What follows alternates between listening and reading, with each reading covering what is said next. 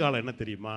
2.5 லட்சம் ஓட்டு எடுத்து நம்ம வீட்டு பெண்ணை பாராளுமன்றத்துக்கு அனுப்பிச்சா எதுக்கு ஒரு மூதேவி முண்டை வந்து உட்கார்ந்துன்னு கேள்வி கேட்கும். அது ஒரு எலெக்ஷனுக்கும் நிற்காது. மன்னிச்சுக்கம்மா, தெரியாம வந்துட்டேன். எது?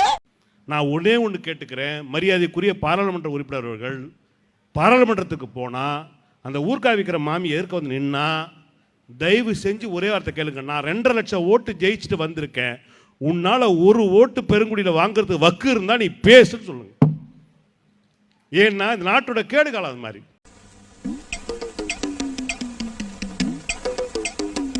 சார் எங்கள் அப்பா தான் உலகத்திலே உயர்ந்தவர் நான் சொல்லுவேன். லியோனி என்ன கேட்டால் அவங்க அப்பா தான் உயர்ந்தவர் சொல்லுவார். இது வந்து நல்ல தாய் தகப்பனுக்கு பிறந்தவனுக்கு ஒரு ஒரு அறிவு இருக்கும். எங்கள் அப்பா அவங்க அப்பாவாக இருந்தா நான் பாஸ் ஆகிருப்பேன்னு சொல்ல முடியுமா சார்?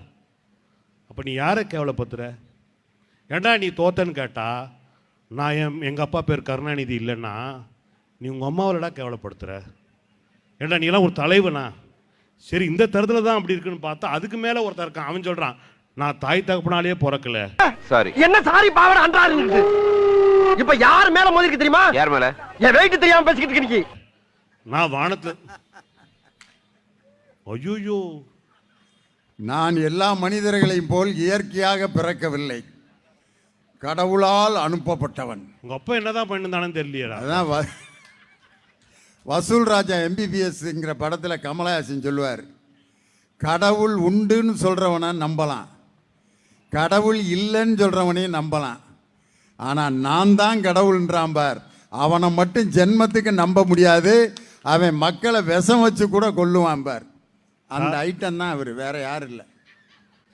இல்லை எனக்கு நான் வேற ஐட்டம் சொல்லிட்டனும், அதை வேற ஏதாவது கட்டம் கட்டி போட்டுற போறாங்க. இந்த கெட்டப்ல பாக்குறதுக்கு எப்படி தெரியுமா இருக்கீங்க? எப்பரா இருக்கேன் பாஸ், பிரார்த்தனை பண்ற மாதிரி கும்முன்னு இருக்கீங்க. 3 பெண்களை மணிப்பூரிலே நிர்வாணப்படுத்திய போது அந்த நாட்டுடைய முதலமைச்சர் சொன்ன வார்த்தை என்ன தெரியுமா? நான் ரொம்ப சர்வசாதாரண நிகழ்வு, டெய்லி ஒன்று நடக்கும், இதுக்கெல்லாம் போய் ஏன் டென்ஷன் ஆகுறீங்க?